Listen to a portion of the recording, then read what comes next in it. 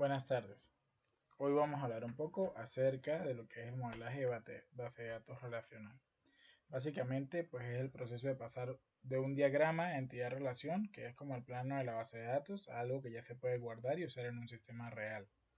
También voy a comentar sobre lo que es el álgebra relacional y la normalización, que son claves para que todo funcione bien. Sí, iniciaríamos con lo que es la reducción de R a tablas. Cuando tenemos el diagrama, lo que hacemos es traducirlo a tablas. Las entidades fuertes se vuelven tablas con su clave primaria y sus atributos. Si la entidad es débil, igual va a ser una tabla, pero con la clave de la entidad fuerte como clave foránea. ¿Sí?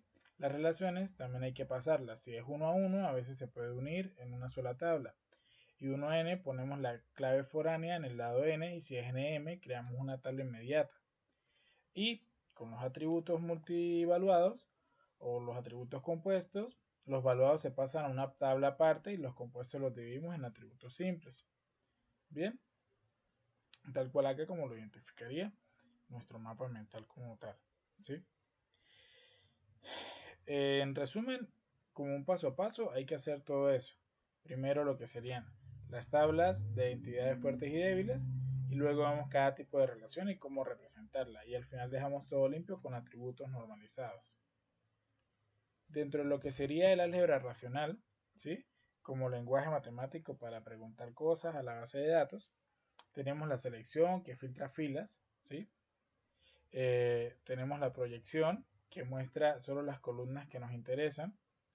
Tenemos la diferencia que saca lo que está en una tabla pero no en otra. Y tenemos la unión que combina registros. También hay operadores de conjunto como la intersección o el producto cartesiano, y otros más especiales como el join, ¿sí? La división o el renombrado en la práctica como de base como funciona en SQL. Por ejemplo, en SQL nosotros, para poder unir una tabla con otra, se puede utilizar el inner join, el left join, el right join, ¿sí? Que es cuando dependiendo de los datos que necesitemos podemos aplicarlo para aplicarlo en una consulta. Por lo general, si habláramos de lenguajes, esto pues no hay mucha diferencia de MySQL a Progress o SQL, ¿sí? Tienen algunos cambios en comillas y demás, en símbolos y demás, pero sigue siendo la misma lógica. Bien, hablando de lo que sería la normalización, es para que la base de datos no tenga datos repetitivos y que todo esté ordenado. ¿Sí? En la primera normalización quitamos lo que son valores repetidos y atributos multivaluados. En la segunda eliminamos dependencias parciales, y en la tercera eliminamos dependencias transitivas. El resultado es en que las tablas quedan más eficientes y más fáciles de mantener. Evitamos lo que es la redundancia, porque en las bases de datos, si dejamos que exista mucha redundancia, la base de datos se va a volver muy pesada para datos innecesarios, lo que muchas veces uno logra entender en algunos lados y dice, no, esos datos son, la base de datos se llena de basura. Si creamos una buena estructura de base de datos, nunca se nos va a llenar de basura o un caché que no sea necesario, sino realmente datos que sean de uso.